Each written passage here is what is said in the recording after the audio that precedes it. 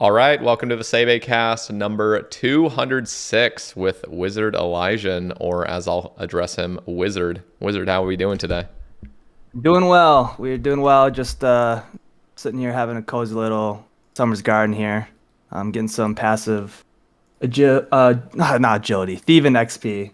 So it's been a nice morning. So And is that was the garden where you could one click it, and there was always just that Y- one unfortunate individual that just would always get yeah, caught. Basically, that's no longer a thing, right?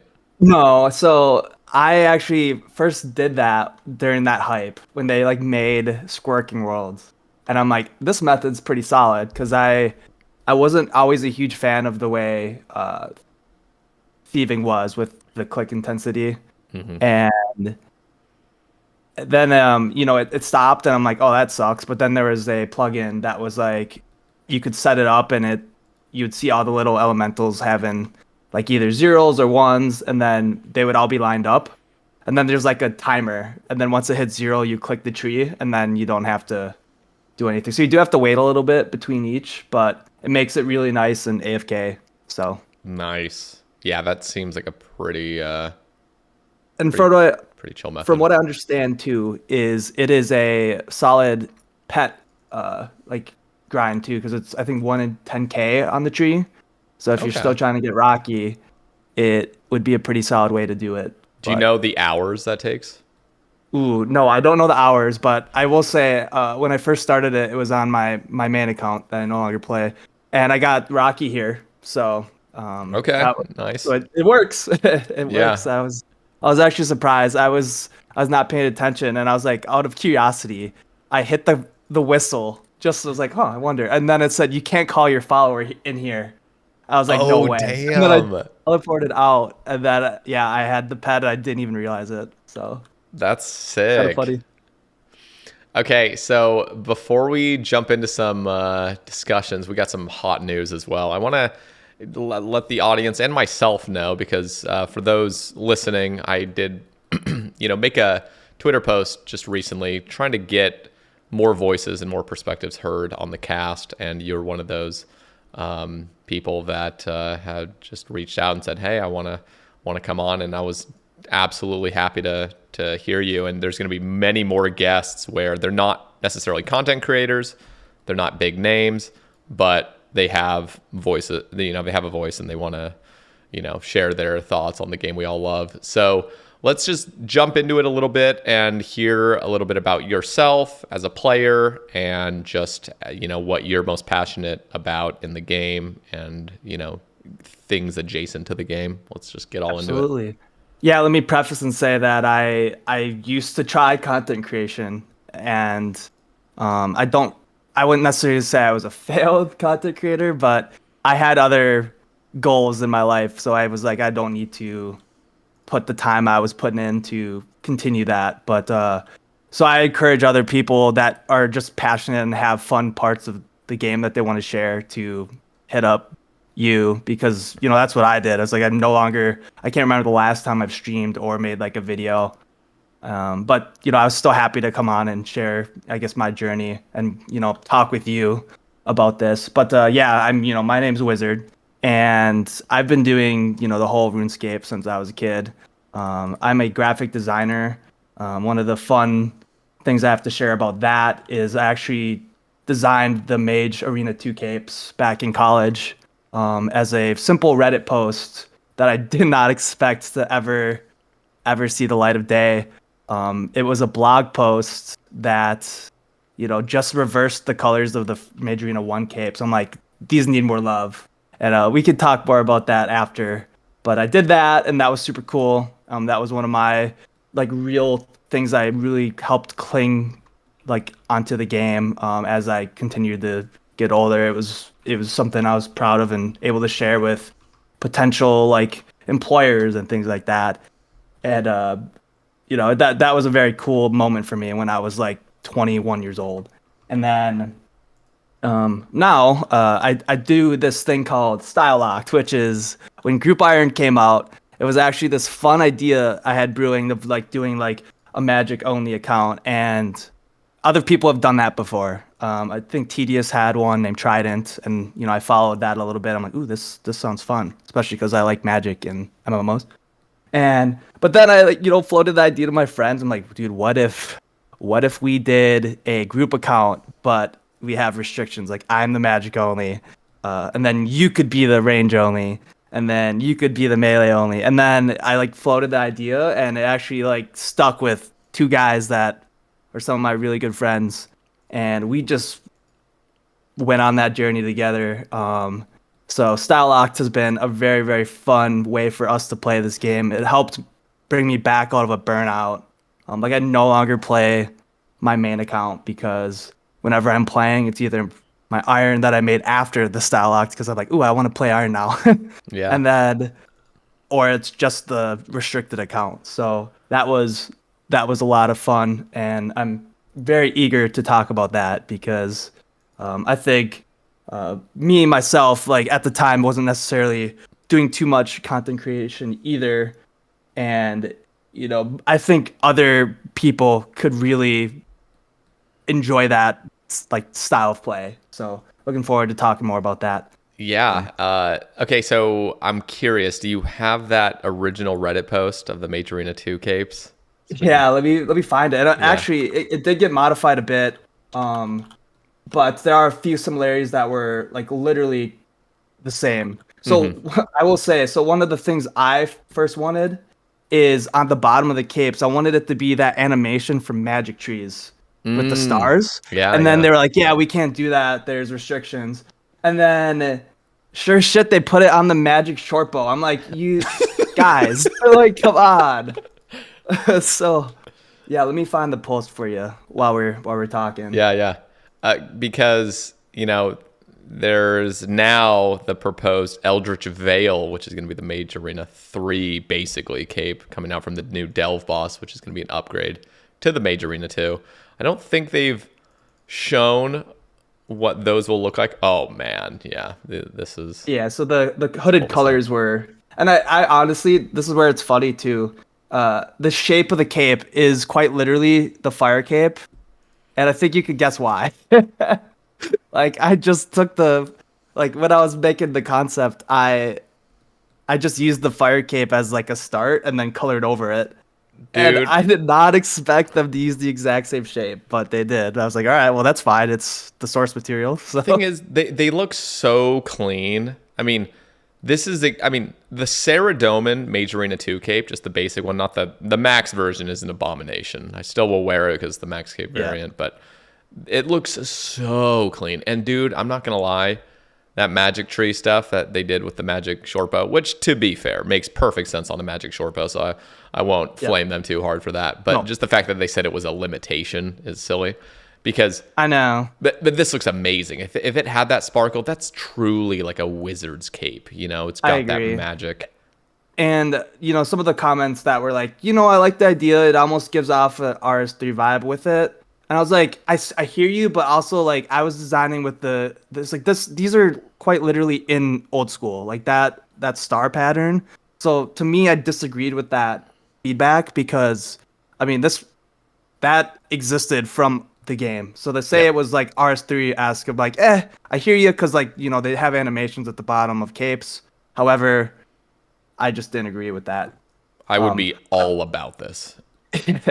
yeah, but yeah, I mean, now that there's basically a new Bis Magic Cape coming out, my time to shine is no longer, but it's still very cool to you have people running around with something I had in mind. Yeah, So as a kid, I used to always like draw RuneScape characters and things like that, and I would be lying if I said when I was sitting there at 10 years old making stuff I thought would be cool for the game. So to have that as like a full circle moment for me, it was pretty badass. that is really cool. I'm I'm not an artist by any means, but there have been several ideas over the years where I'll just kind of like talk about it to some guests on the cast. I think the original Tasty Life cast, the Tasty OSRS is what he went by back then. But that cast, I was talking about this like ring of specs way back, and that was one of the ideas that eventually came into the game as a light bearer. Who knows? Probably would have just come in Yeah. as well. It doesn't seem like that revolutionary of an idea, but it's cool that the team at Jagex actually, values people's creativity and values people's ideas. Because I mean, those capes are fucking sexy, and I'm so glad they're in the game. We're gonna see though what the new Eldritch Veil is gonna look like. Watch them actually add that magic star animation at the end. They're like for that specific one, I'd be like, no, no, no. Like, like I hear you. It's just like it'd be the wrong execution, because it's supposed to be like demonic. So Yeah, please don't put true, sparkles on it. true. Maybe, Yeah. maybe they could put some like demon head. I don't know. Yeah. No, I no. would say like an animated piece, I think would be good. Yeah. Just to go with, like things like the Infernal Cape. I don't think that is off the table, and it would be cool to see how they could do that. Um, it was funny. Yeah. Like, oh, go ahead, go ahead. No, I was just gonna say I'm upset because the Infernal Cape, like the melee version. I mean, even in the Mage version, the Mage capes look amazing right now. We're gonna see what they look like, but I'm sorry, the Quiver is just not doing it. Like the Quiver Max Cape is reasonable, but what is wrong with the shape of the Quiver? It's curved. Like there's supposed to be straight arrows in Yeah, there. It's tiny. so I always analyze their designs as I do, and I kind of felt the same way. I was like, this is just missing a little bit. Like as when it comes to like best in slot items, they need to have that like wow factor. This is awesome. And I know that it was such like Torva was one of those things too, where there was just this big group of people who just did not like how that ended up looking. And then it like tears this division in the community where people don't necessarily care about the design, and then there are people who do, and it becomes this whole mess. It's like, how do they solve that, right? And then the Max Cape version with it like like with the cape like flapping over, I'm like, oh no. Just like I just didn't. I don't know if that was the route I would have taken, but I wanna show this. I just linked it to you. So let me know if that link works for you. yeah. This is what Hedron made. I think I've brought this up on several casts at this point, but the Quiver. Now, don't get me wrong. I remain pretty agnostic as to whether the Max Cape version with this looks good or not. But the Quiver itself on this picture, I don't know if you have it pulled up on your end. Do you? Can you see it? Yep.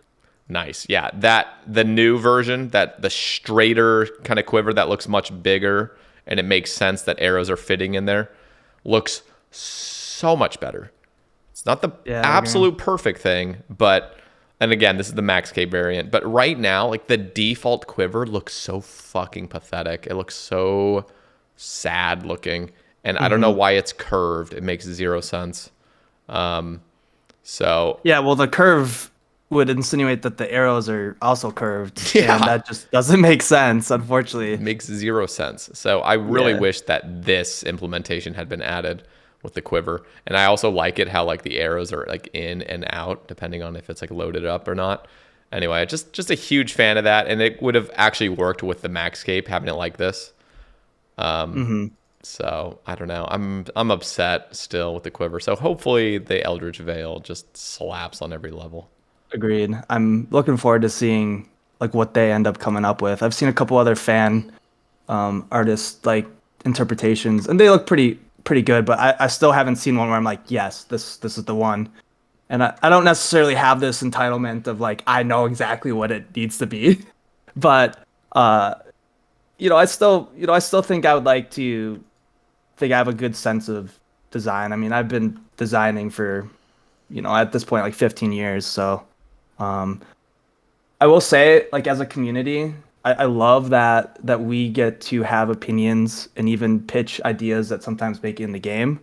But we dance a slippery slope with the designer, like in Jagex, like we get so much say in what they do sometimes, and it's like, oh, like, I know this has got to be frustrating for them, where they're constantly trying to design to appease like the biggest, loudest part of our community. So I give them props for trying to make that happen, especially with like Torva. Like Torva was one they had to go back and forth with multiple times. And I'm sure they wanted to move on and focus on other stuff at the time, but I know that was a hot topic. And understandably, like it's one of those wow factor items you want to look amazing, Yeah. be amazing. So Torva in particular is just a sensitive one because there's so many players that played this game as children. So if you were around the time when Torva first dropped, you have this crazy nostalgia attachment to Torva. Now, mhm. I am not one of those players. I was playing Yeah. then. So me looking at Torva, just when it was first being proposed, I just thought it looked like a complete abomination. People, the people that had disagreed with me like vehemently were the people that actually played back then and just have so much love for that kind of style. But oh my god, it just looked so bad, and I'm still not a fan of Torva. I mean, Blood Torva's all right, but man, there was this Reddit post of artist suggestion on like what Torva could look like, and dude, it looked fucking phenomenal. It had no real resemblance to Mhm. basic Torva, but it fit the kind of ancient sort of theme, and on top of that, it had like some elements of like these like checkered patterns and like a little bit of like forest green in it. It looked Oh. so sexy, and it was also not perfectly symmetrical. So one of the things I love is like the style of Bandos, because it Yeah. just kind of has this like asymmetrical shoulder design, and it's less, there's less going on, and it's still fantasy because it doesn't really make sense why this would, be something why would you wear a massive shoulder pad? That's just not going to help you in For sure. battle, in like a real battle. But like it reminded me of something like Bandos, where like it's iconic. But the thing is, that wouldn't have passed because people have this obsession with, having the nostalgia kind of be the guiding principle and stuff. So it's very tough. I'm totally with you on like just the artists at Jagex. I mean, just have They such got a the work cut difficult out for time. them. Yeah, it's Yeah. bad. It's bad. Now, they eventually made Masori look pretty. Do you remember the original concepts of Yeah, Masori? Oh my I god. do. Oh my It is god. such an upgrade. It is Yeah. such an upgrade, I think. It's, Um, oh my so that god. was one of those pieces where it's like, I'm so glad they listened to the community because they pushed them to keep going with, it's like, it's just not quite there. Okay, Yeah. we keep going, right? Like, I love that we have that piece because like other games don't do that. Like other games like World of Warcraft will be like, here's the tier for the raid. If you don't like it, tough shit. Mm-hmm. Enjoy the raid, but don't enjoy your transmog this time around. Yep. So I'm really glad that they do that. But yeah, I kind of agree with like Torva. Like I think there's a huge group of people who just love it for what it used to be. In terms of like the style of armor, it is very different than anything you see in the game. Mm-hmm. However, I am curious, based on how they are adding content in this game, like how they're going to continue to make like gear sets, because the style is going to still be adapting. Like if you look at Varlamore gear, like that's gear you would never really expect in old school RuneScape, Mm-hmm. But so they're really, I think they're trying to break that shell that the nostalgia of the game had, and I don't necessarily hate it. I just think it's something people have to get used to. Yeah. Um, but that's also not an excuse to have bad design, right? So Yeah. like it it still needs to be executed properly for the game. So I'm actually quite a huge fan of Moon's Apparel gear. The Moon's Apparel, like the content itself, is a little mid. I mean, I understand the concept, and it's like it would, if they could nail out some of just the annoyances in that mini game, I think it would just be like perfect. But it is surprising how off it looks from everything else in a medieval game, and yet somehow I'm not upset with it in any way. Like I think it's very, very balanced, and yeah, it just has some different theme, which again, like it would probably throw me off, but it just works. I don't know. I'm kind of impressed with it. it's almost like tribal in a way, and Yeah, yeah. it reminds me of almost like the tribal gear that you got from like the tribal people and like the tribal mask. Like if you put the like one of that that blue tribal mask that you get from those dudes when you're doing the jungle stuff. Broodoo And you slap victims. that up. Yeah, yeah, Yeah. yeah. Couldn't remember the name. And if you threw the the blue moon top and bottom on, it'd probably look pretty good together, Oh yeah. honestly. Oh yeah. It would. I too, I like how it looks. I don't know, I can't pinpoint why, but I'm like, I kind of, when you have, it is equally as good as like Aram's with, and when you wear each of them, it's okay. You have damn near just black robes, with a little chain texture, and then you have Blue Moon, which has stylized garment, different shading. It's like a crop top. And there's just something about it. I kind of like that. I don't know if it's because it's just fresh. I don't know, but I that's true. want more armor that's kind of like Just Assure. And again, this doesn't need to be like best in slot stuff. It just needs to be some sort of damage negating armor. I don't think we have. Obviously, we don't have anywhere close to as much armor like that as we should have, in my opinion. I just think having some sort of damage negation, something like Just Assure, even more powerful than Just Assure in a way. Like Just Assure, nobody wants to use that shit. It's not balanced it properly enough for you to ever really feel like it's worth bringing. Agreed. It's always that gear that it's like I'm gonna be the tank here, and damage doesn't matter. I guess I'll slap it on because that makes the most sense. Yeah, it's for like purely defensive purposes, and even the bulwark. They added this new effect with the bulwark where it goes off of your defensive stats. Like that's where you're getting your strength from. But Torva is still better. So it's Yeah, just it's like such what an the fuck? offensive game. And I have honestly no idea how they will accomplish making more defensive sets be more useful. But I would like to see it. I think it would really open up some more avenues for them. I think one of the, and it doesn't even need to necessarily be an armor set. What it could be is start focusing on genuine damage negation with shields. Because we also play Defenderscape, so everything's Defender. Put your Defender on, and if you're wearing a two-handed weapon, then whatever. But it would be cool to really feel like a shield is helping you out. Most of the time when you're wearing a shield, it's like this is trolling. Like I'm actually just full trolling. So No, I agree. very tough to balance, though. I'm with you there. Like this is We could definitely have more shields. Like actually, I know that sounds weird to say, but like when you think about shields in this game, like let's say Malediction Ward and Odium, those are quite literally offensive shields. yeah. So, and they have mage strength and whatnot. So it's not even like they're They're not real even shields. shields. Yeah. No, Yeah, you definitely aren't using them for their defense. I would love it. I mean, this was an idea that I had just kind of pitched a couple years ago. Like, imagine the Spectral, for example. Not only does it have a beautiful prayer draining or like reduction of prayer drain effect that's passive, which is beautiful. But I was thinking, oh, how cool would it be if that shield also had like a 50% damage reduction against incoming magic attacks? So it's only magic attacks, and there's just like a severe, like this is a genuinely fucking powerful, useful shield that where magic attacks are coming again, it wouldn't be involved in PvP. It would just be PvM based.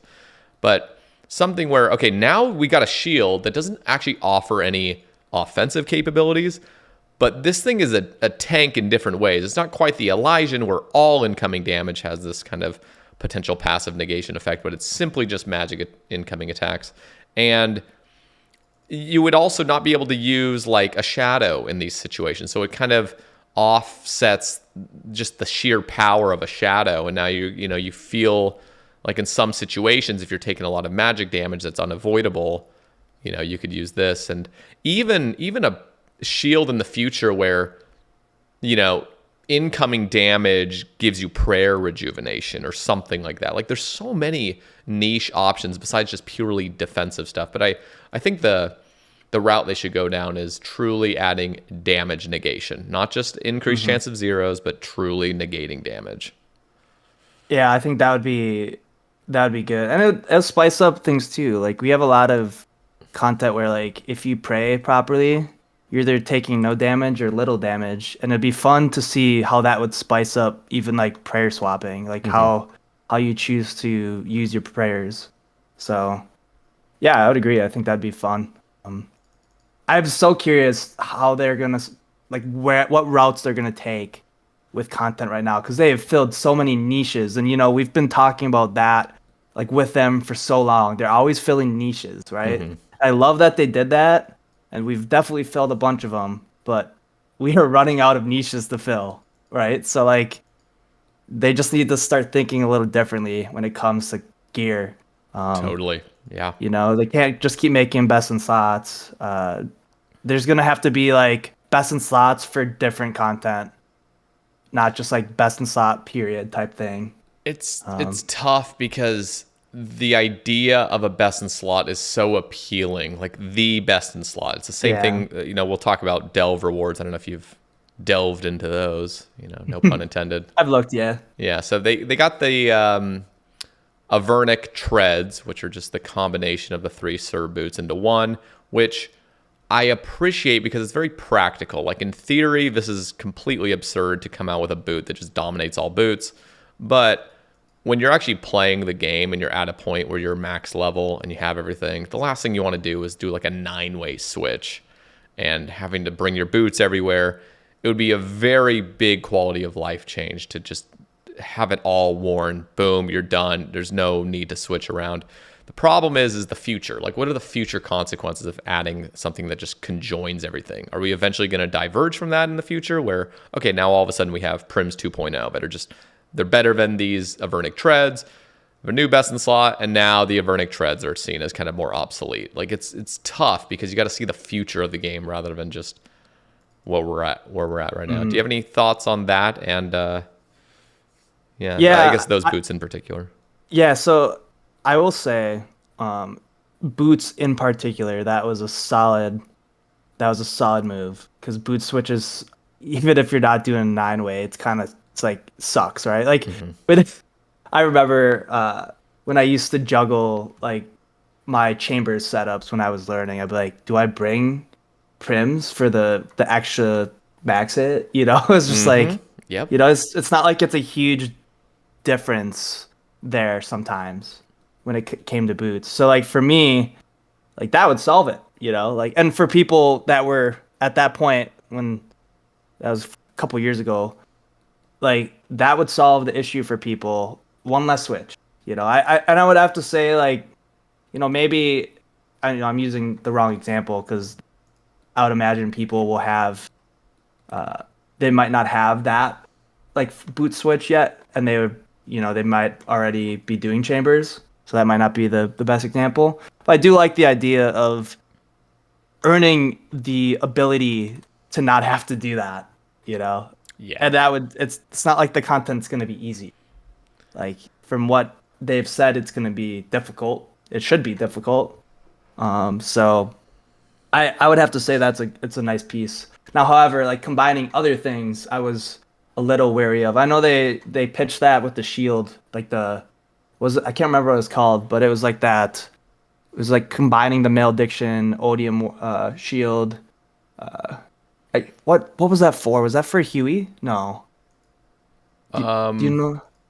you're gonna have to Can't explain remember. it. I'm. Okay, apologies. There was like a try. There When was was like this a. exactly? It had to have been this summer. It was this summer. I want to say it was during the summer um, Like summit thing? summit. I think they pitched a shield that did basically was like these boots, whereas you know you combine the malediction Oh, ward, you combine the odium ward, I can't and remember. for I think just it didn't have the same type of traction Hmm.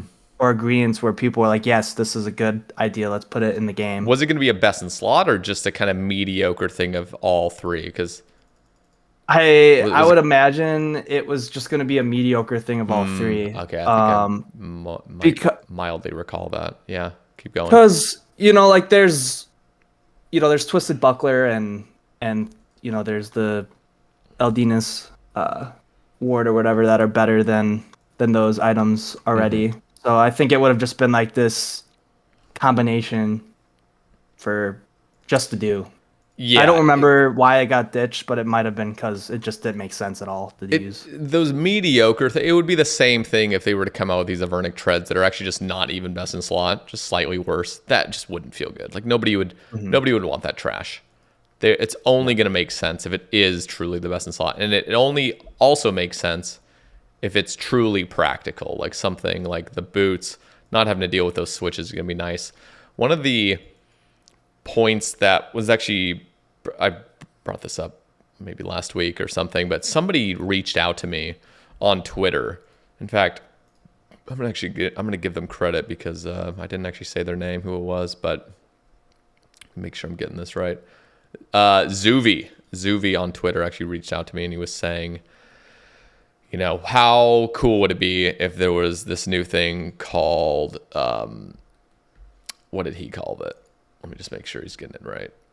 Basically, being able to tether certain items together. So this sounds very, okay, kind of Toontown-y a little bit, just like, oh shit, like where are we going with this whole tether idea? But basically, the tether idea is to minimize switches. So the whole tether idea is attaching in one inventory slot a main hand weapon and an offhand. So for example, if you have a whip and a defender, you can actually tether those items together to just be a one item switch. So imagine you're doing a hybrid boss where you have your range set up with your blowpipe, which is a one-handed, or it's a two-handed weapon. It's only one inventory slot. And then you have, your other two inventory slot switch, your whip and your defender. What if you could tether those together? So now instead of whenever you switch to your blowpipe and your Avernic defender or your dragon defender slips down to the bottom of your inventory randomly because everything else has gotten shuffled, and you're like, fuck, and you keep, misplacing where your defender is and it gets out of place easily. And on top of that, just how the switches don't symmetrically line up anymore because now you got a 7-way or a 6-way or a 5-way and a 4-way, It would be a way to just ease that burden. And I think there could be some use to a system like a tethering system where you tether two items together for the future, or just for like content, just purely for convenience, not to like easy escapeify the game necessarily, but just for convenience sake. What do you think about a system like that?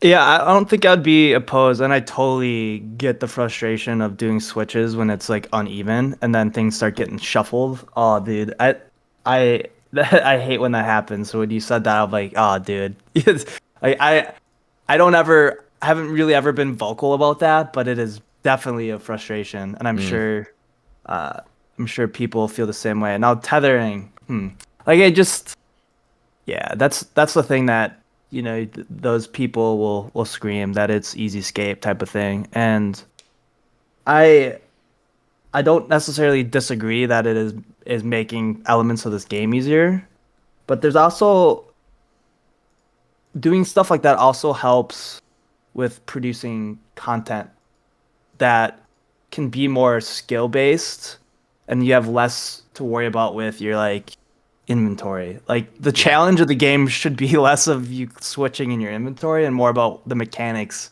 of what is happening. So like if that opens just a little smaller window to be able to do more with a boss, why not? Like, is it really gonna hurt people that much to have this system that makes things slightly more comfy for people, especially people who are still learning PVM and or like trying to get to that gap of, all right, I can do middle level content, but I want to do high end content. Like, I don't think that's bad for people to, or to have something that encourages people to be able to get to the high end content in a better way. And there is a huge benefit right now to having a two-handed weapon in your inventory. So like switching between max mage and max melee, a scythe and a shadow, it's all just one click. And that's really convenient. People love that. Like people love just having a nice solid boom. You have an 8-way switch. If you're like really trying to max out DPS, you got a nice 8-way switch. You don't have to slip down to your 9th, your 3rd row and, click another item. It's so much nicer when things just feel better. And I like the tethering system. I understand there could be some downsides. I'd love to hear arguments against it. But it seems reasonable for the practicality of the game to just be a lot smoother and a lot like nicer long term, which I think would help. And that's exactly why they're coming out with the Avernic treads. Is it's not to just consolidate all items into here it is, here's the best in slot thing. You never need to switch gear. It's simply to just remove those annoyances of clicking down to a third row, which is just not fun. And, people could argue, it's like, oh, well, that's just, you want this? Well, you have to suffer with the consequences. But I don't think we have to play a game like that. I think we can be I don't know why reasonable. people want to suffer. It's like, I prefer to play games that frustrate me in places where it makes sense. Yes. I mean, that's why, quality of life updates are so important to us. Like, I know we constantly, as a community, push like QOL because it's just like, it makes our experience better. When I log in, I don't want to be frustrated by things that that shouldn't frustrate me. If I'm doing, CG, and I'm playing on an account that I, haven't done CG on, and it's still geared, and I'm making mistakes, yeah, that should frustrate me. But, a switch, and I mess up a click because all of a sudden now my weapon is halfway down my inventory and my muscle memory doesn't exist because of it. Yeah, that sucks. That's an annoyance that we could hopefully fix in the future. Because that doesn't necessarily mean I'm not skilled enough to do it. It just happened, and it made that specific situation a little annoying. Yeah. I'm glad to hear that. So I want to talk about your GIM. So this was, when we were talking in our DMs before the recording, you had mentioned, I have a GIM where we're different styles. I'm the Major, and I got, and this is a trio GIM. One of them players is melee only, and one of them is range only, like you were saying at the beginning of the episode. And that was an idea that I was kind of thinking of before I'd even heard you talking about this. This is something after the big dogs, kind of disbanded, which is my group hardcore team. I was thinking, oh man, if I ever did another group, how cool would it be to have some sort of snowflake attachment to it where we really are not focused on just becoming the alpha group where just how much can we possibly fucking sweat, get to the end game as soon as humanly possible, but rather like enjoy the entire experience and even set some limitations. The thing that scares me of a system like that is just how many limitations there really would be if you truly are, for example, a mage only. Like, how many quests are you gate kept from? How many like diaries and things like that? And like, how far can you really get? Can you even get to a point where you can do raids together? Because you're not allowed to train your other stats. Yeah, so I want to ask you just all about that, what the limitations are, the pros of a group Ironman like that, the cons. Yeah, so I'll start out by saying, yes, you can absolutely raid together. We do trio chambers. They take about 45 minutes, but we do raid. So cool. It's just that raid. Are you able to do the other two? We can. I think chambers of all of them is the one that we can do together. That makes the most sense. Like I've done Toa, and I can do Toa. Sword Locked has done Toa.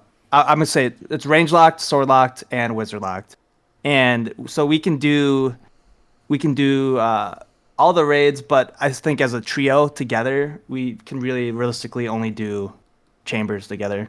Okay. With that being said, we could probably try it. Just the structure of how they're designed really makes that difficult. Yes. But we'll get into that in a little bit. So yeah, I will.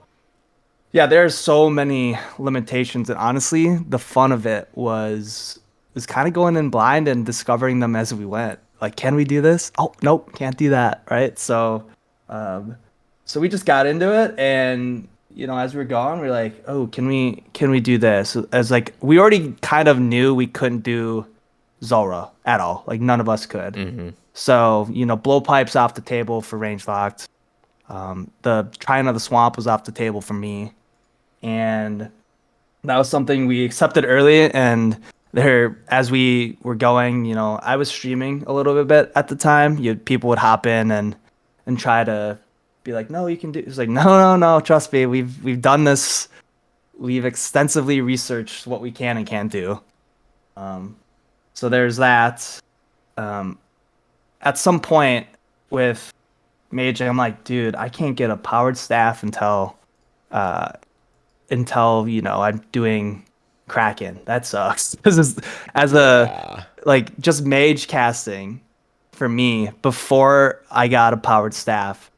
I was using a Zamorak staff using Flames of Zamorak, and I had to cast it manually. So I had to click on the Oh. spell book and click on the person, and I was doing it because it was the best DPS that I could have. It was the best, like with the boost, and it was just better than anything I had at the time. And so that was quite the headache. We couldn't do, I can't even get ancients. So when it came to Slayer, I also couldn't burst. I couldn't do anything that speeds the XP.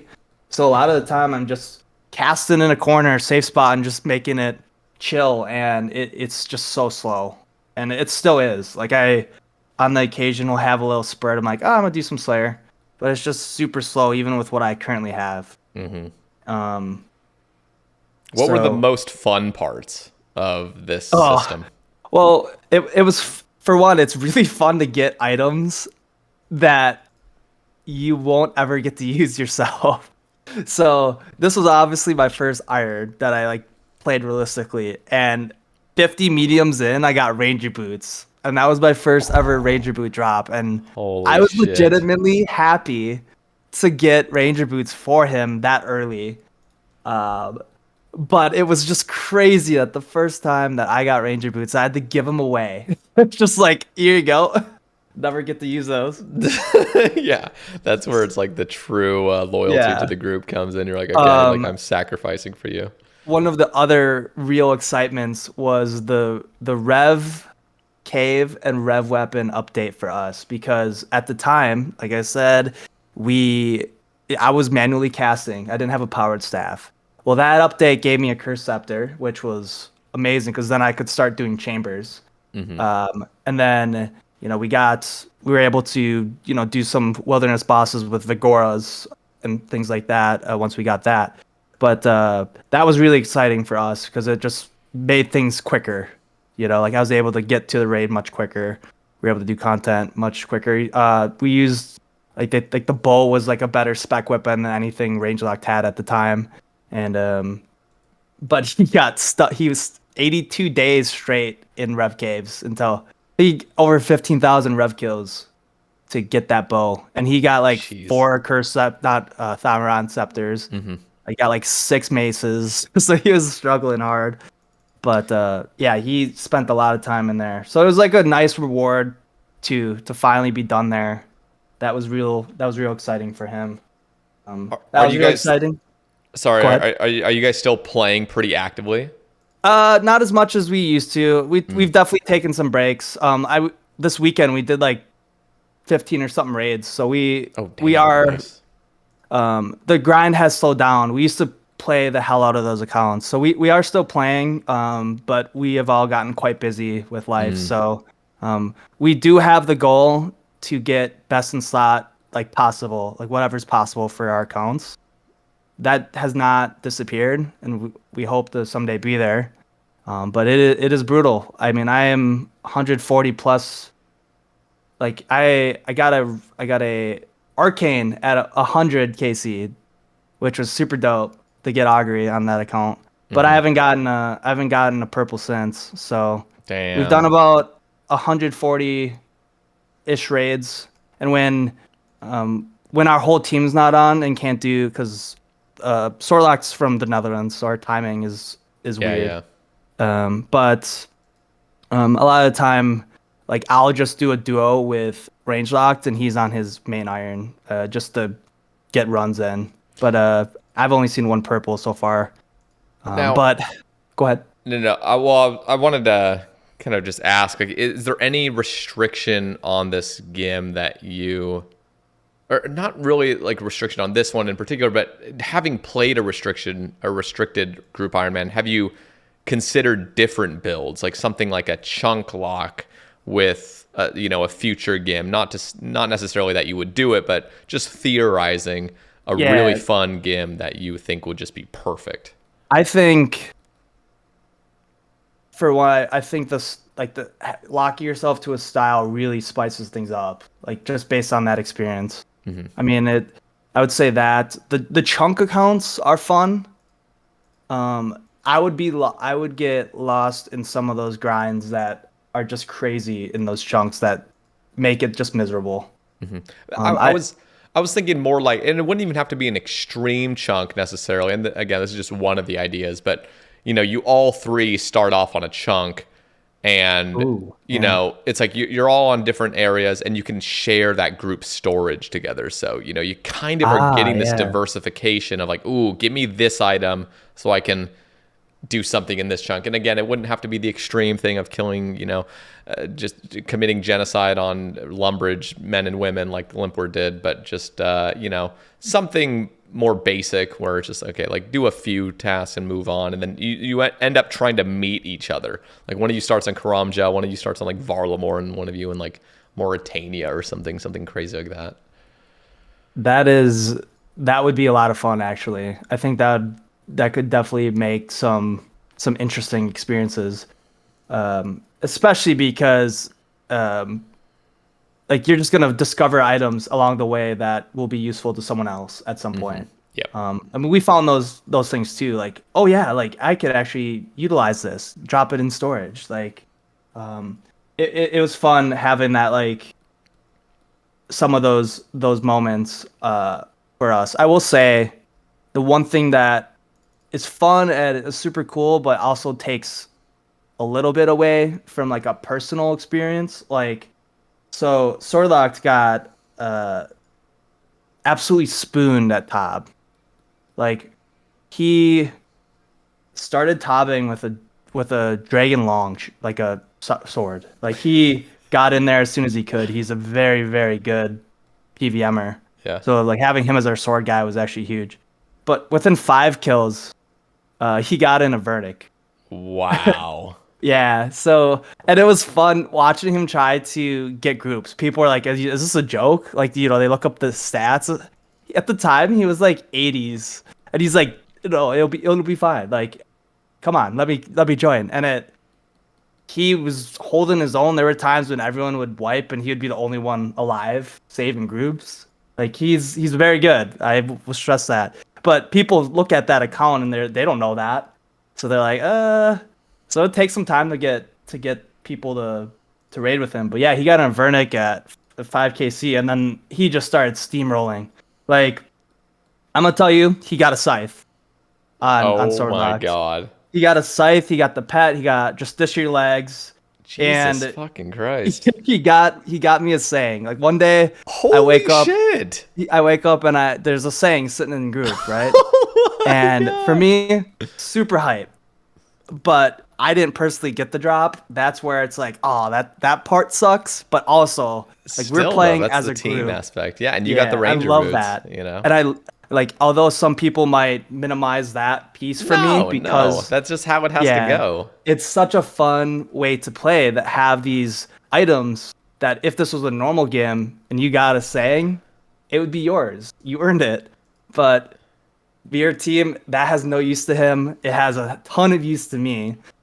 So That's amazing. that And was the fact super that he got a cool. scythe, so he's not just pulling back-to-back Sangs and stuff and can't use them. That would suck. He got all these items so quickly, within So cool. 100 KC basically. Jesus Christ. Yeah, so just that was a rampage of time for us. So, but That's yeah, cool. Yeah, but yeah, there's so many, I think, unexplored avenues for a group Ironman. When I played that first one, we just played without any restrictions, but there is so much potential, even like diversifying the skills, not just being a combat build, but only one of you is the miner, only one of you is the fisher, one of you is the woodcutter, like we did again, that too.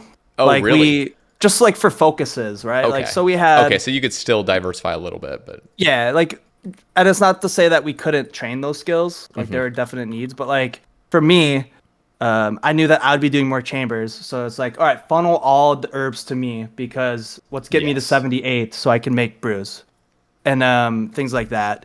That We makes sense. had yeah, we had range lock doing fletching for just obvious reasons, and he was doing mining too, so he could make his own amethyst arrows and things like that.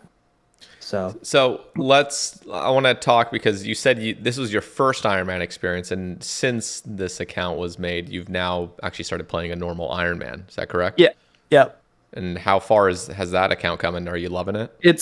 It is. I just started CG I've done CG as a main max account, like max combat account. So this is quite different. The kills are so slow. And then, but I am loving it. It's just the one thing I don't like sometimes is, there's a lot that you have to do that takes away from content you want to do, right? So like I haven't fallen in love with the desire to keep up with herb runs on the hour. And things like that. Like I know how important they are and I do them, but sometimes I want to just keep doing what I'm doing and I don't necessarily like that piece. But it's a growing pain that I'm growing accustomed to. I mean, I'm 1744 total right now. Got 70 herb lore, 75 farming. Most things are in the 80s or 70s, so I'm just trying to be well versed. Yeah. I didn't necessarily follow like a plan. It was a hardcore, and the reason I really stuck with it is this is my reward for giving away Ranger boots in Style Lock, is the first medium clue I opened was Ranger boots. So Oh my god. I guess I'm stuck. But Ranger magnet. I was not meant to play hardcore because an hour later, I'm like, I gotta go to the bathroom. Stand up, walk away, and a fucking wolf killed me. No. Oh, no. I know, dude. I was just like, I stood there and I was in a Discord. I was sharing my screen, and they just came back. Or like, dude. I was like, don't even have to say it, man. Oh man. It was brutal, and I was like, kind of enjoying. Like, at the point, I was doing really well with like how you're supposed to play a hardcore, like the way you approach content. And I was kind of liking it. I was like, well, that's over. So Yeah, it's kind of devastating. There's always this little like period after you've died where it's just kind of demotivating. Like, fuck, like, do I remake? Yep. Like, there's always that kind of thought. And then it's like, do I just continue? And then if you decide to continue, it just takes a little bit and you kind of get back into the groove of things. You're like, okay, I can do this. That's for this account that I've made, Squat Cam. I was really interested in making a fresh Ironman. I didn't even start off as a hardcore because I just knew for a fact, one, I would die, and two, playing the game where you're just purposely limiting yourself on certain aspects, like the biggest one being like the Chaos Altar, not going out to the wilderness to use that Chaos Altar. It's such a big, like, yeah, it's so good. It's so good to do. And if you're resisting that and then you eventually die anyway, it's like, God damn it. Like all that time I spent collecting those bones is now useless. And there's a lot of wildy content that's very, very lucrative. So yep, I agree. And that's another piece I really enjoy now. For a while, admittedly, I did not like the wilderness, but I've definitely grown fond of it. And just with like the content and the comfort of being out there, like I'll die on the occasion, but I used to just dread it when I was younger. And I love how I feel about it now. I'm like, I'll die on the occasion. Yeah. But I'll go do a whole Slayer task sometimes, and not a single soul is out there. So I've like, it's not as bad as I really perceived it to be. So yeah, it depends on the content. Rev caves are still a shit show, but most other things are pretty tame. Okay, I want to talk about the recent drama that's just completely dominated the 2007 Scape Reddit and Twitter. It's just everywhere. Which is obviously the player surveys that went out talking about membership prices and just membership packages and all these deals and these limitations and adding ads at a lower membership cost and all these things. So you probably heard about it. I want to hear your take on this. Obviously Jagex, but just before I let you answer, just Jagex has since come out with a blog post kind of just saying like, hey, none of this stuff is set in stone. We're just kind of gauging player feedback through these surveys just so we're making very informed decisions before we make anything permanent. So yeah, I did mention they were quick to putting out an update. Yes. So that they're obviously listening. something to note when when they do things right and they decide to either like when it talks to like player security and we are very vocal about it and they Hmm. don't talk about it again for a month, it's like they obviously are choosing not to, right? If they Yeah. can put out something and then like 2 hours later put out another thing based on what they just put out, that they're paying attention and can put out stuff quickly. So Yep. just that's one thing to note there. But yeah, these examples are just kind of crazy. And like for one, ads included. What the hell does that mean? Like okay, so for 10.99 a month, you can have a single character with ads. Like I would be like, what does that mean? Does that mean within the game? Like what? Why are these ads? Like that's for one, it's a slippery slope. Regardless, um, I don't want ads anywhere on the game, Yeah. but yeah, I don't know. And then the other one was shorter AFK timer. What the hell? Like, why are we getting punished? That's fucking Like, stupid. yeah, I love the AFK timer update. That was so good. Like, why would we get punished for that specific membership? Like, The most egregious was no plug like limitation of plugins. Like you can't just yeah, it's like you can't use plugins or clients if you're using this ad version. Like what the and then the mobile only. Like what the yeah. fuck, dude? They're like, yeah, we wanted to like show some extremes to like tell like to see like what you really don't like. It's like, do you actually need us to tell you that? Like, there's no way you guys are that dense and Yeah. have no idea we would dislike those features. Like, come on. Yeah, it's not good. According to my community when I was making my live ramble this morning, just I like the addition of these, big fat packages where it's like a $32, I think they said 32.50 a month. You get 8 memberships, or 8 accounts running simultaneously, and you get a bunch of other nice premium or, as they said, elevated features. I think it's cool to have a package like that where you have if those people that want to run a bunch of alts and stuff. I think in my opinion, and according to some of my chat, I'm kind of on board with just have it be a flat membership, whatever it is. And let me just also just add a tangent to that. I'm okay if there's some sort of ad supported version where there's ads on the banners or whatever. When you log in, there's an ad or whatever. But if it's very reasonable, because I can definitely understand there's some people that are not in a financial situation to keep up paying $14 a month. And if there was some package where it's like $4 a month plus ads and they Hmm. can keep playing, then that's very reasonable and that would make sense. And most people just wouldn't even bother getting that version, but it's still for those people that, want to deal with it. But I would personally be on board with a system where let's just even say it's $15 a month. Everyone gets player support. And then additional accounts are like $3. So you just every Yeah. account you want to add on top, it's this much. Again, I'm just throwing out numbers out there, but something Yeah. reasonable like that would be I'm pretty sure people would jump all over that because a lot of people do not just play one account. Yeah. And when it comes to like ads, like they obviously already have stuff like like when you go on the client, like the launcher, it says drugs. Like they already have some ads floating around like the client, right? So it's like, what Well, is that the type of stuff? the drugs was that was just because there's beer in the game, right? And that's like their EU Oh, laws. really? Yeah, Okay. I'm pretty sure the Okay, drugs. I thought it like I've never clicked on it. I thought it was like gonna go to some like pharmacy like provider or Oh something. no no I thought no it was an ad. It looks no. like an ad, but I Yeah, it see does. that makes a lot of sense actually. So, No, the drugs. I mean, that's I even got this funny separate thing, but like I made a ramble the other day where just a Reddit post of Macaulay Culkin as a kid, like fucking Home Alone, kid age, and he's smoking a cigarette, and like it was just a Reddit post. It was a funny meme, and my whole video got taken down, removed.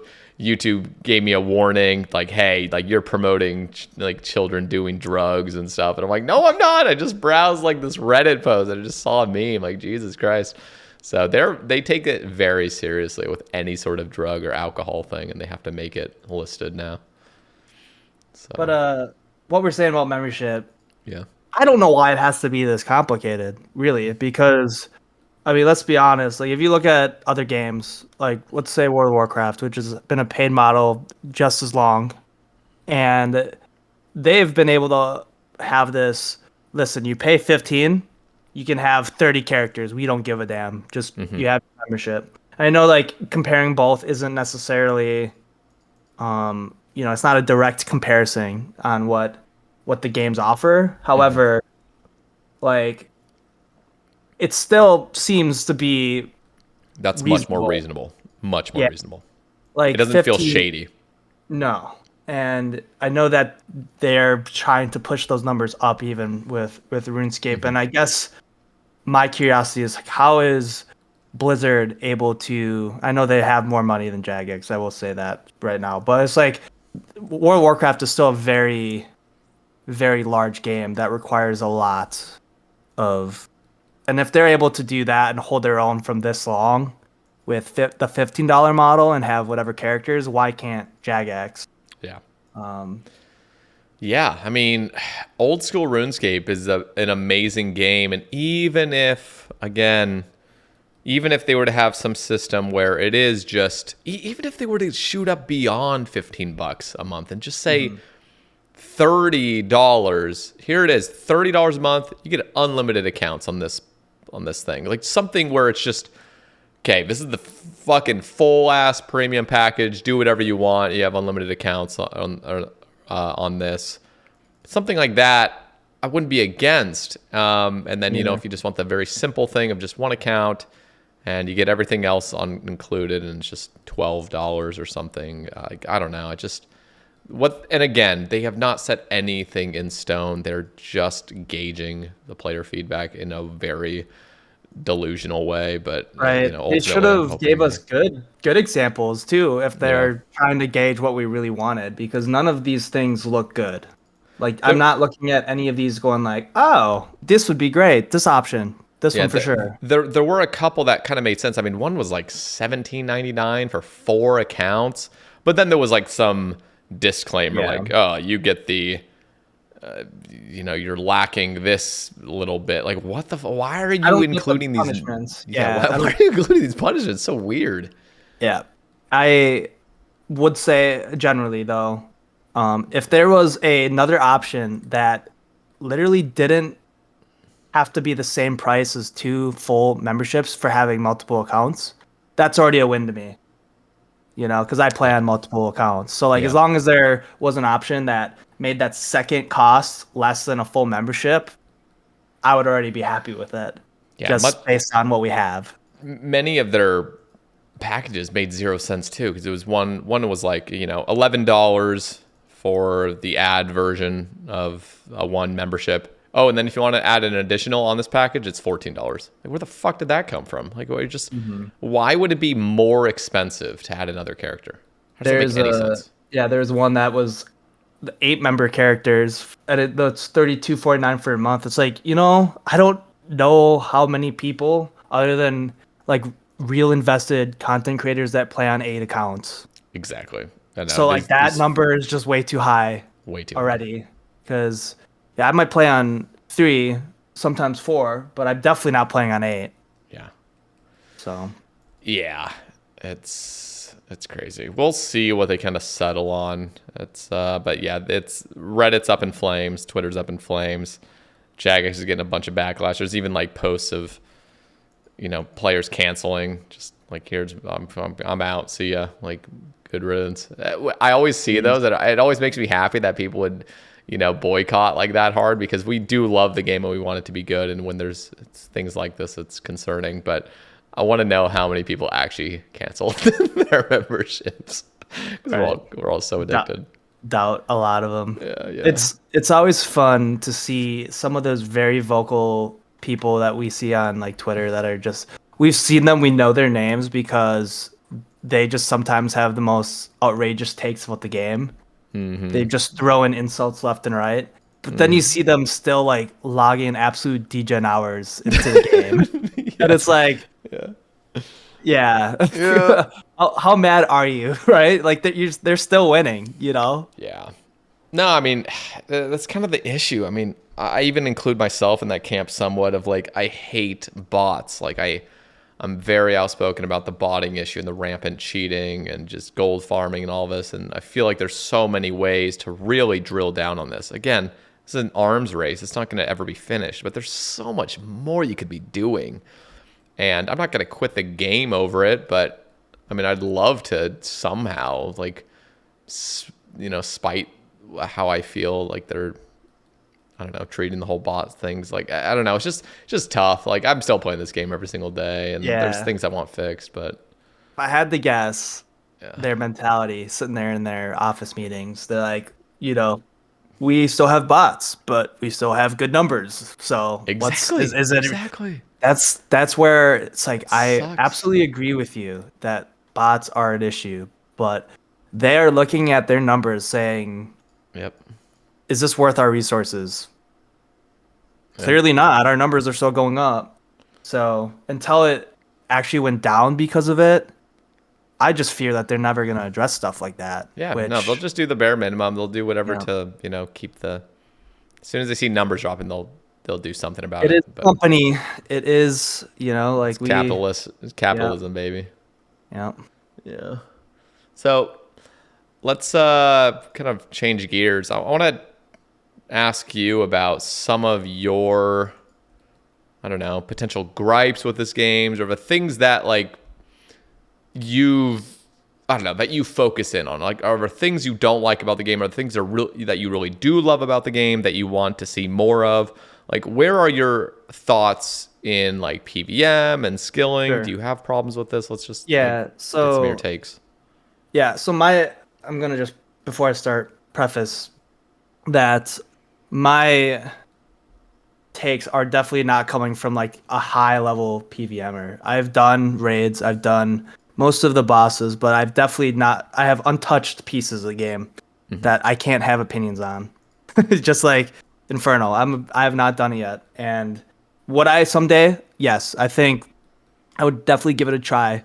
And I think that someday my iron will hopefully be ready to do that. But when I was a main account, there was so much content I didn't need to do because you could skip it as a main account.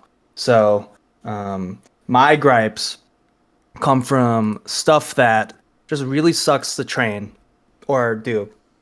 One second. Sorry, I had to cough quick. You're good. Um, so like there are just certain skills in this game that even though they've addressed and made new things for, they still don't feel great to do. And so like I am always a fan of having options. And I think we need more of them for some of the skills we train. Like even though they made this herbalism game, like if I wanted to train it in any other way, I would have to sit there and watch my character like make pots. And it's great for AFK scape. It's not great if I want to train herblore fast because that herbalism minigame is slow as hell.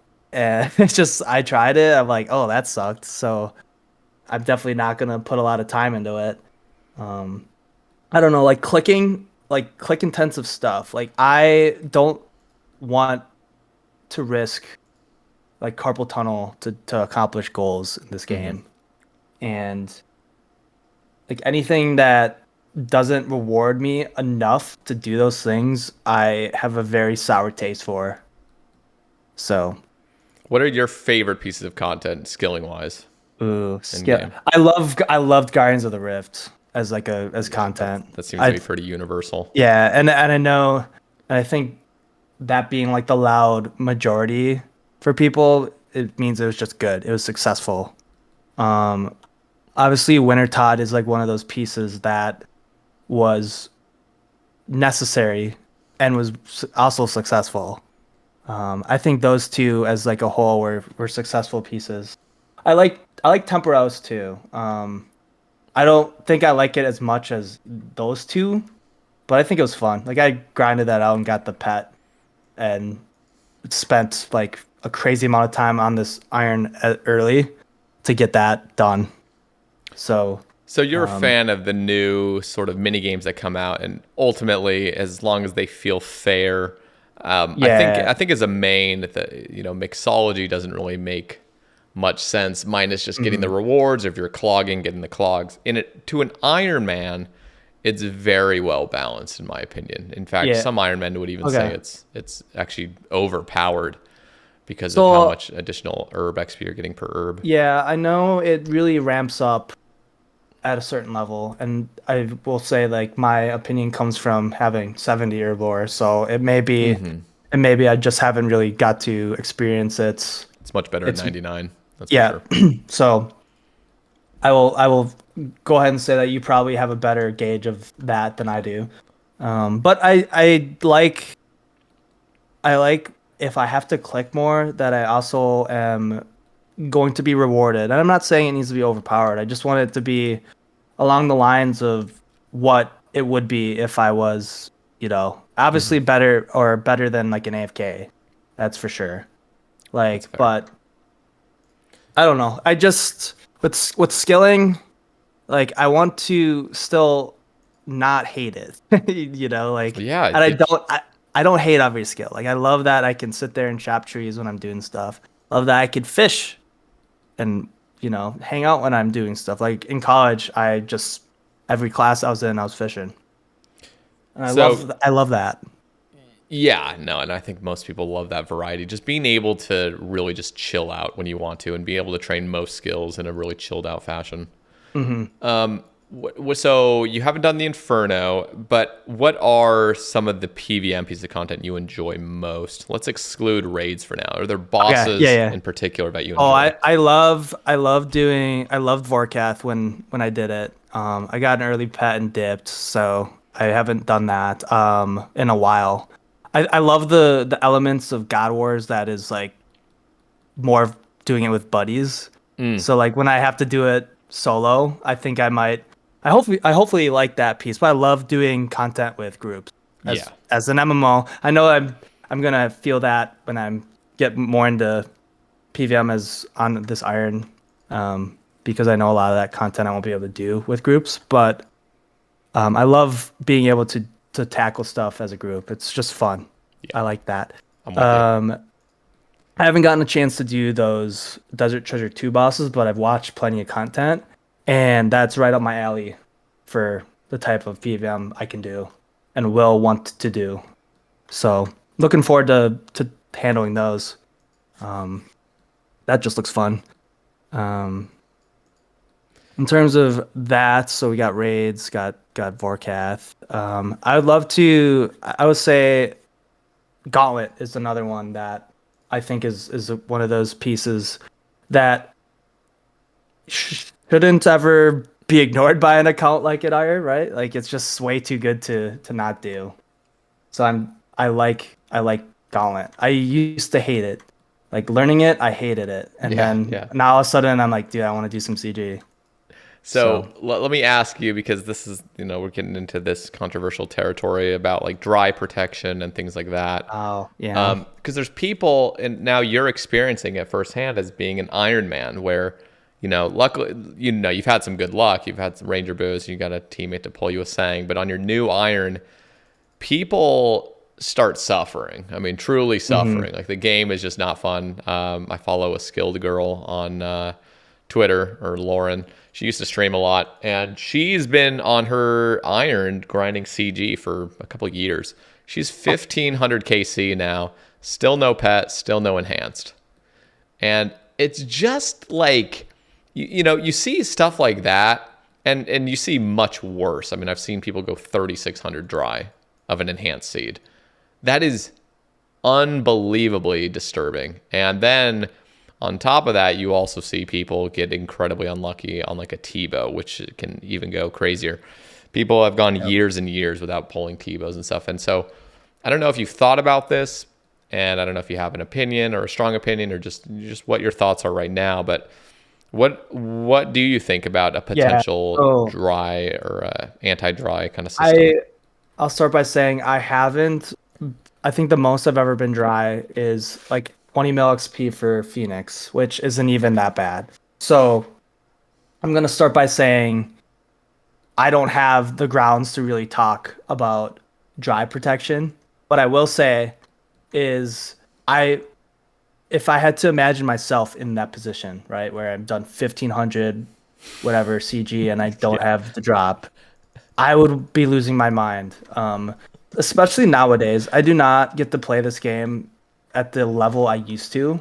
Hmm. Like I don't get 6 hours of my day to play. I go to the gym, I go coach, and then I might have an hour of my evening left to play, right? Yep. So if I spent 1500 kills to in that time trying to get an enhanced weapon seed and I didn't, I would be pretty pissed off. And honestly, I think I would be okay with having certain pieces of content having dry, like, or I guess protection, right? Hmm. I don't I totally get we haven't really had that, and I know people were feeling that controversy even with like Moons of Peril with the way that chest like disperse loot. Yep. But man, we just have so many bosses in this game, and we people will go dry. People will, definitely not get pets on rate for all of them. Like why? Like the game is already pushing unhealthy habits of getting kills, getting green logs. Like why? Like what would it if we did have a set standard? Would it really be the worst thing for us? Hmm. Like you'd still have to grind and get over rate, right? Hmm. But like, would it really be that bad to have something that helped with your chances? Like, I don't know. I know. This, yeah. Go ahead. No, I was just gonna say like the systems in that you'd have to put in place would be so complicated because one is like, okay, if there is some sort of dry mechanic, let's just say, you go to Serb or whatever, and you're trying to get your prims, and you start going dry, and then it's like, oh well, we'll just give you the prims at some point because we have the systems in place, and you're gonna have this weird feeling like where you've used up your dry protection, then you're not gonna feel incentivized to do that content. It's kind of like DT2. I know you haven't touched those bosses yet, like you said, but they have a system where as soon as you get your vestige, you just know that you can't get another one the next kill. I mean, you got to roll these 2 invisible drops first and then get the third one. And those kinds of systems, they're kind of anti-dry mechanics.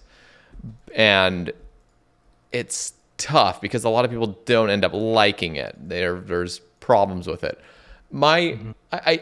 I still like those systems as long as there's a secondary roll. So, for example, DT2, the only way to get a vestige is to roll the vestige drop 3 times. But what would be cool is to have a secondary roll that's happening every kill that's rarer, where you could just get the vestige. So you still could get the 1 KC drops. It would be more rare.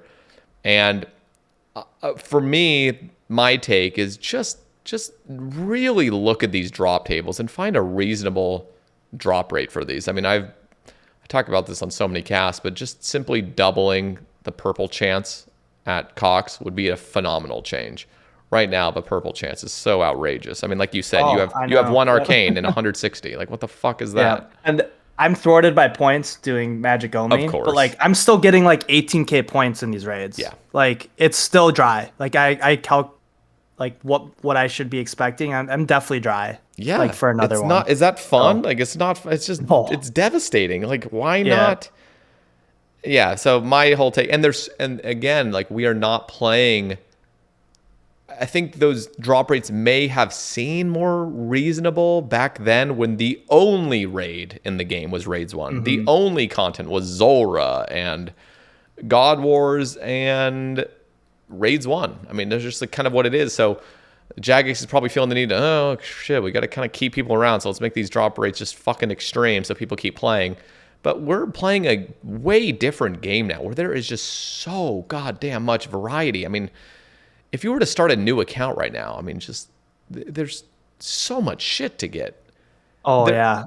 I we're feel that. yeah. I mean, we have a player base now that, of course, has been playing 10 hours a day since release, and so they're trying to appease these players that are just trying to just gather up just a little bit of scraps that come out from every update, and for like the cloggers that I'm imagining, where they have to make the hours reasonable enough to just keep them locked and loaded in the game.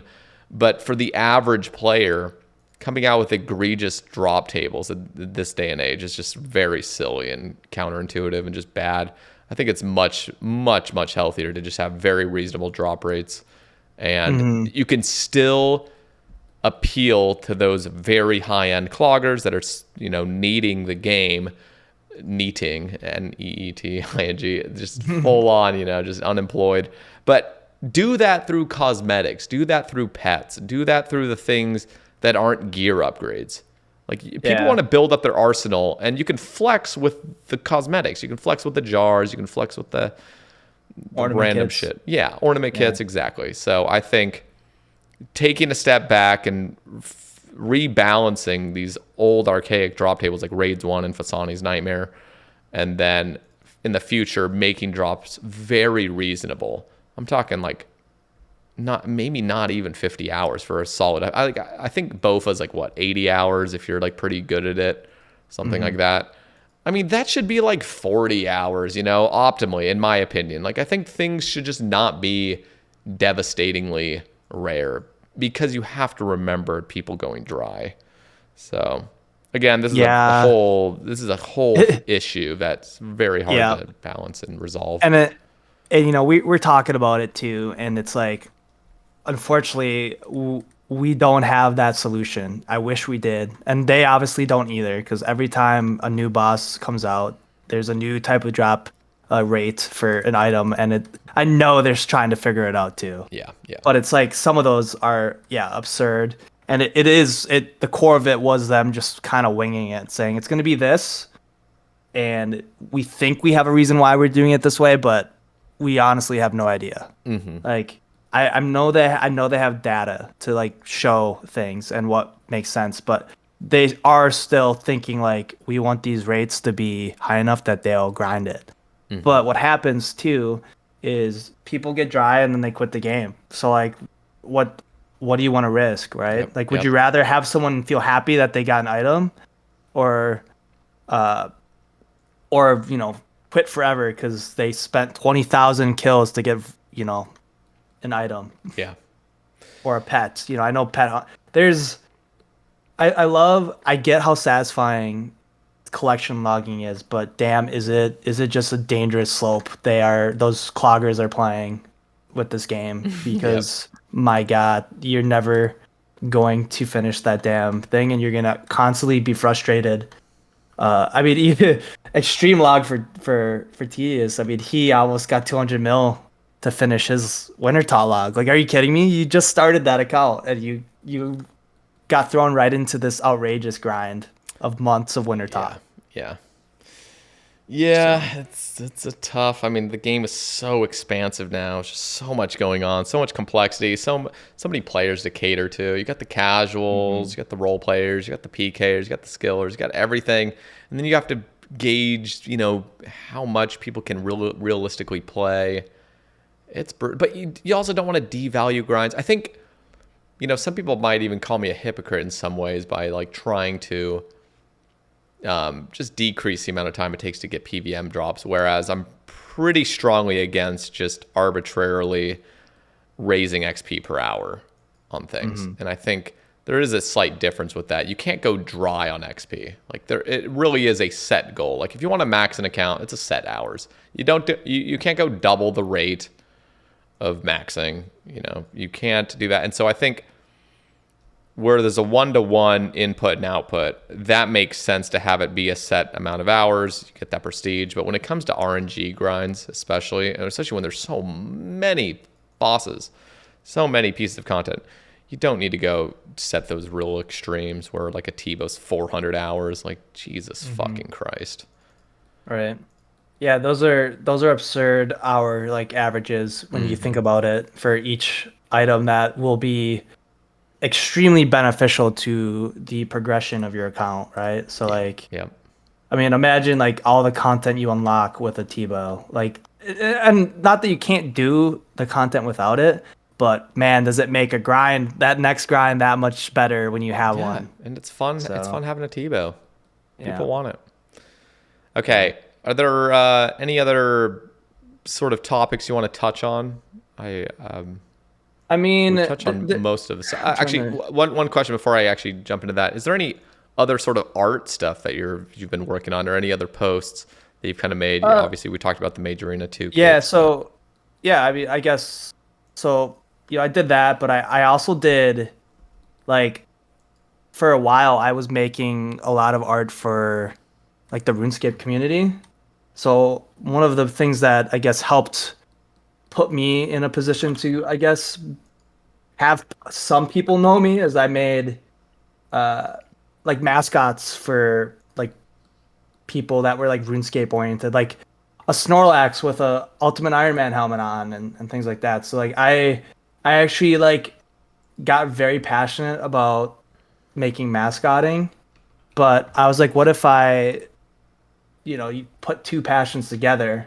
And honestly, it sounds silly, but I that type of work helped me land the current job I have today, which is super cool because my boss, for one, plays RuneScape, and two, found my that's sick. RuneScape Twitter like posting like my RuneScape style art. So I just tossed you one over as like an example. So like it it really helped uh like RuneScape and art, like putting those two together really, I guess, saved my career in a way that during COVID I lost my design job and I just Mm, needed work. So I did work like this when I had the time, and it helped get my career back in track, which is super cool. And I'm really grateful for the time and the, I guess, the opportunity like our community gave me, because I definitely had a style that didn't necessarily like make the most sense for everyone like in their content, but like sometimes people are like, "Hey, I just want to support you and you make good work, so let's do something." And that was super cool. So I've made a bunch of different RuneScape art just for people. Like they wanted it, didn't matter who it was. Like I was happy to make a commission for them, and it was a lot of fun. I actually miss the time I had to do that because I don't get to do that as much anymore. Um, but the art style too, with the way artists work now, seems to be a little different. Like we got into the Blender like era of RuneScape art hmm. for a while, and that was like pretty much all you saw. But I think we're starting to stray away from that a little bit too, though. So that's cool. Nice. Yeah. No, I'm always I always love seeing the artistic stuff in the old school scene, especially when they come out into the game. I mean, your capes are a great thing. I mean, when you, I think it was, Gentle Tractor, not even gear wise, but I mean, when you look at your player summary on game, like in the game, when you click on the little like, quest tab, the brown one, like Mhm. that was designed by Gentle Tractor. Like that is such a clean layout. We never had that before. And then Gentle Tractor was like, hey, like, why don't we make this shit look fucking nice? And he just made a Reddit post showing stuff like that, and it gets entered into the game, and it's just amazing. Like I'm so grateful for the actual super creative artists that we got. So big shout Yeah, out to you and we everyone else. yeah we really do have a really cool community of artists that just do work just to do it. I mean, they made a full-on Pokemon game with RuneScape. Have you seen that? Like Mm-mm. with RuneScape characters. So it's called Pokescape, and there's definitely a shout out too because I think it's just so cool that they did it. As like a bunch of people that are, I know there's way more people involved that I could even shout out right now, but they built, like they've used RuneScape as like the design, but they use Pokemon games as like the structure. So like you Mm. get loaded into the game and you can catch these RuneScape like creatures in the game. Like you could, I haven't played it enough, but I know that there's a sprite for like Zuck in it, That's and they've cool. also made a bunch of new type characters that are like themed around RuneScape, like a Saradomin owl.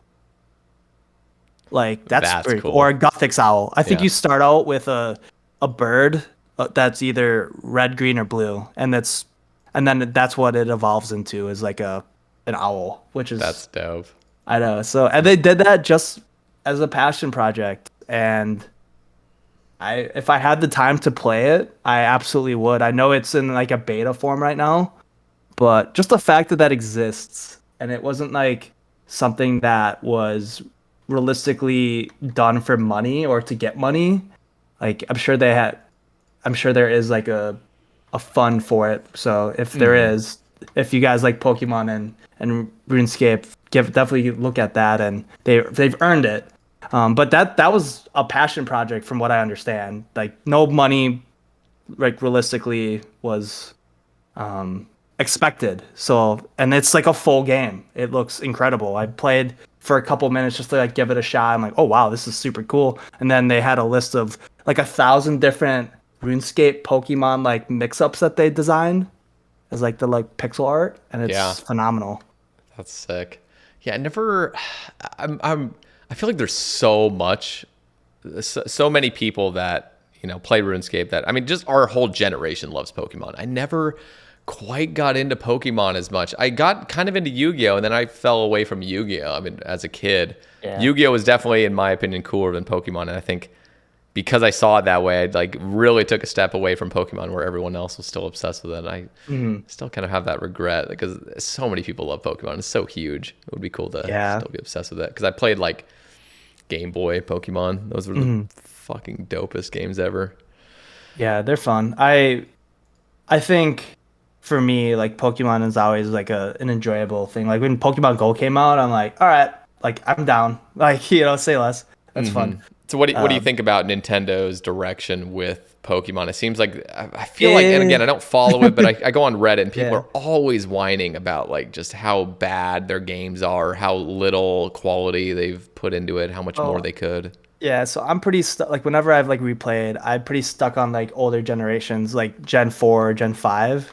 Hmm. But I know they're like up to like 9 and stuff. And now the games are they're kind of like open world-esque type style, which I don't necessarily hate, but I will say a piece I really, really liked about Pokemon is that had like this linear structure that you had to follow to complete the game.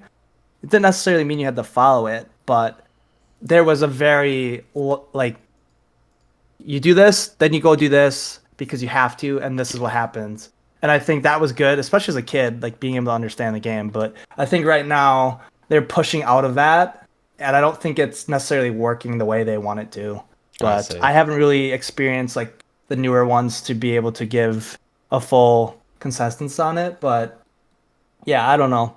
I think Pokemon's still fine. Like it's so big, it doesn't matter what they do. But I know there's that people like me that have been playing since they're kids that are like unhappy with the direction. I know you've most likely talked about this before, but Let's hear it. we've had as of recent a little update on the sailing mode here. Mm. Um, has time went, has it increasingly gotten you more interested or less interested? The fantasy of sailing on release, like when we were first talking about it, before we saw any demos or anything, I could not get enough of it. Like just because the early Sae Bae casts, I had BC Guppy on, and he got me so Hmm. fucking hyped for the potential of sailing that I would just dream about it. Like just dreaming exactly how I would want it. Again, I'm not hyper analyzing how the movement works and anything like that, but when we start seeing some demos last year, I was getting kind of concerned just because of okay, this game is very clunky. It's not just a complete fantasy that I've created in my mind of how much there is to explore and how cool you could pimp out your ship and all this stuff, but it becomes very real all of a sudden. And I think at the end of the summer of 2024, I was getting a bit depressed over what was being shown by sailing. But I will say, the past update they released like 4 or 6 weeks ago or whenever that was of the new movement and stuff, that has increased my optimism. So I remain pretty optimistic about what they can do with it. But Yeah. ultimately, we'll just have to see. I'm going to remain honest, though. I'm not going to be a doomer. I've said this in cast. I'm not going to be a doomer or a super, ignorant optimist. I'm going to really focus on what I see. So, Yeah, for sure. what about I you? think, yeah, for me, like, there's that big group, there's that loud, like, just get rid of it, right? And it's Hmm. like, with the amount of time they've already spent towards it, as cool as it'd be to jump on that train, it's like, I want them to push through these pains that they're obviously experiencing and be able to make this piece of content actually good for the game. Like, Yeah. I generally, like, my hopes come from wishing them well Yeah. versus, Same. oh, I want it to fail because we've been telling you this. I will say I'm not too excited about what I've seen. Yeah. I'm I don't trying think. to remain, like you said, optimistic. There isn't been a lot where I'm like, oh, I can't wait for this. I want that though. I Yeah. want to have that feeling. I don't want the opposite. Yeah. So like for me, it's like, okay, they've been very, very open about the fact that there's work that needs to be done. We were getting these very early posts and on like navigation and things where it's like, oh, there's no design stuff. It's like, ooh, if I, I've as a designer too, like if I sent like a mid-work progress to someone and I just did not like the design of it at that point, or like wasn't, it would be a bad idea because Yeah. then they have this idea already in their head. And so you got to be very careful with what you show.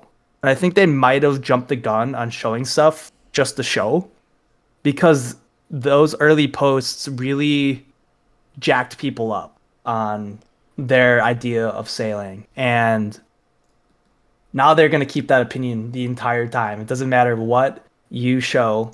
It could be even positive. It could be good, but they are already headstrong on it sucking because of earlier stuff. So, Yeah, um, it's an impossible task for them though because there's so many yeah, people like, why haven't you shown us anything? It feels yeah, like it's been a year. yeah, Show us right, something, like anything. yeah, And the devs understand, like, okay, if we show you this, it's not gonna look too fucking yep. good because it's They've, it's yeah, brutal. It's such a tight rope they have to walk. It's bad. I know. They were like, Don't envy it's them. don't look at this. This is just an example, and people still use that example as a reason they disliked it. It's like, all right, like people just only listen to what they want apparently. But I really do hope it's good. Like right now, I'm not too thrilled, but that doesn't mean it can't be made that way. Even if it comes out and it's still not where I want it to be, like they can build on it. Hmm. Like Karen's as a whole wasn't that great when it came out, but they built over the years to make it a much better place. It was bad. Yeah. You're So right. You're right. They make yeah. improvements. Yeah, so I'm all for the journey of that and less about like the end product, because that might not be the end product. I doubt it will be, right? So like You're right. I'm just keeping myself honest with the fact that it's better to think this way and be more like, still push them and be like, yeah, this isn't quite what we see or want, but like the whole, yeah, just trash the whole thing. Like fuck this is not helping anybody It's with, not. until, unless they said, you know what, sailing was a bad idea, we're dropping it.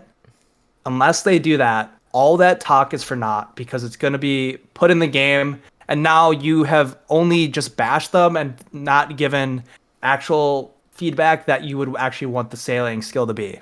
Yeah. So I would much rather have it be what we want it to be versus just spending time bashing it. So that's what I see right now with it. I want it to be better than what I've seen, but it's not out yet. We have time. I'm optimistic. So that's really all I have to say about that one. Yeah, I'm with you. So you say you're not, in the content creation sphere anymore. Do you still throw on the occasional stream? Do you have a Oh yeah, YouTube? yep. So I pay attention to. Okay.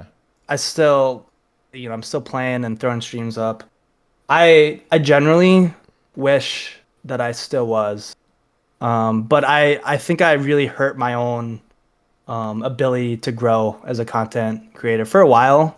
When I was doing design work for people, that really spiked my numbers at the start of streaming. Like I was like, ooh, I would like to do this. And then I would like some of my early streams a couple years ago were like some of my best with numbers. Like, oh, I'm already averaging like 15. Great. Like I got affiliate pretty much the first week I started. Awesome. And then, I was growing like that, but then I just would stop and it would be a long time when I streamed. Then I'd try to come back. Yep, The that viewers happens. were just terrible. And so admittedly, I have no one to blame but myself on failing in the sense of being a content creator in the thing. And I don't know if I ever expected to be one. But I will say whatever I did with it, I'm extremely grateful for the time. Like I got to meet some pretty cool people from it. Some really good connections were made from it. Like one time I was in Texas and I hit up Zulu. I was like, dude, let's go cliff diving. And we went cliff diving, and then got to go out to dinner with a couple other content creators too. And I was like, dude, I don't fit. Like, they're all much bigger than me, but I just was like happy to just be there. I was like, whatever I did to have like I guess a name, I was like, I earned this, but I was never able to actually do much other than that. And It's it's like yeah. No, it's tough. the Yeah. thing is it's just content creation for so many people. Unless you're just a crazy entertaining or crazy talented gamer, if it's just going crazy, it's like so much of it is just long growth. It's just Yeah. like you just got to keep with it, and it's so risky. I mean, so many people they don't have the time to put in. They gotta pay the bills. They got like a life to live Yeah. and stuff. So it's So brutal, but yeah, and that was my problem is time. Like I don't think so. The one thing I wasn't going to do is I wasn't going to spend the time I needed to push through those pains of coming back and trying to push through that consistency because I didn't have the time. yeah, I work remote, so like a lot of time I'm already at my computer all day. So to do an evening stream right after I work is extremely tough. I mean, that's like a 20-hour day sitting here. And I'm not one of those people who can do that. I play sports, like I play volleyball, I coach volleyball, I lift weights. So that it didn't really help my lifestyle yeah. to be able to do that for very long. So out the gate, I was like, yeah, I don't even have what it takes. But I was like, at the very least, I was like, I know that like I can talk with people, and I liked streaming, and whenever I had the occasional viewer, we would talk, and it was fun because I like to socialize. So Well, I asked because do you want me to include, your links down in the description for the occasional, stream that you want to put up? Because I'll have all the links you want provided down there. So I mean, people want to I click I it. think I'm gonna say no, just because yeah, I really don't know if I would ever pick it up, and if I did, like when it would That's be. fair. So So have your Twitter at least though. yeah, Yeah, the okay, Twitter's fine. Yeah. perfect. And a lot of the time I just post nowadays on the occasional RuneScape talk, and I do make RuneScape art still. I just need to be inspired. And like when Huey dropped, I dropped a Huey mascot. When Araxor dropped, I made an Araxor mascot. So if people are interested in some fun, high quality RuneScape art, I do provide that still. So, but Nice. yeah, other than that, I'm just the guy. I'm just a chill guy hanging out, and Yeah, no, um, so yeah, this was great. In fact, these are the conversations that I actually really enjoy. Just somebody that even without being a creator, even without having any real investment in the game other than just being a player, you still hmm have a lot of passion for the game. You still got your you know thoughts on the game's direction and stuff. And I think getting a perspective of more of a casual player like yourself is definitely, actually very valued. So I appreciate your time coming on today, man. And absolutely, it's also just great knowing like not every RuneScape player I'm talking to is a complete neat, and this guy has a structured life. Yeah, man. He's a functioning human. You know, it's great. Yeah, my hours are significantly declined as I got older, but yeah, I still have the passion for the game, and I think it is still going on an upward trajectory, even if it doesn't seem like it. I agree. So I feel good about that, and for anyone who was intrigued by the style locked style, like I have plenty to say about that anytime. I also like made YouTube videos, but they sucked. Like they weren't anything I put a lot of time into. People wanted to hear about it. I was like, I'll make a video. We'd just be like standing there, like as our characters, and like, well, here's an update. And like I knew that wasn't like sounds like my videos. It was not like meant to be like anything more a settled production. Yeah, because I just wanted like to answer questions and let people know what's up, because there was a time when I would like stream it and be like, like I've mentioned this so many times. Here's the video. Here's what we do. But even like I'm not really too concerned about like a link to that. Like I don't YouTube, so you can find it on there if people are curious. But if not, they can also just DM me, because yeah, pretty much around. So cool. Well, you got great art. You got great taste in art, and I'm really glad to see those Mage Arena 2 caves landed in the game. And I'm happy to have chatted with you. It was great to meet you in person, or not in person, over voice. But who knows? Maybe if you show up to a TwitchCon or anything else, I would love with some to. Creators. I've been wanting to do something like that at some point. So maybe next year. Yeah, cool. Okay, well, thank you very much for coming on today. Guys, go drop him a follow on his Twitter if you guys are interested in checking out more of his art. And actually, literally tomorrow, I'm going to be having another cast episode. I might space them out a couple days, but I'll be having Faye Poppy on. So complete well, I wouldn't quite say the antithesis. He still is an Ironman, but this guy is a top page gamer.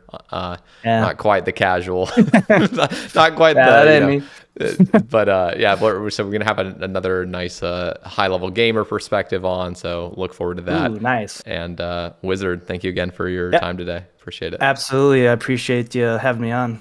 Yeah. All right, guys. We'll catch you in the next one. Peace.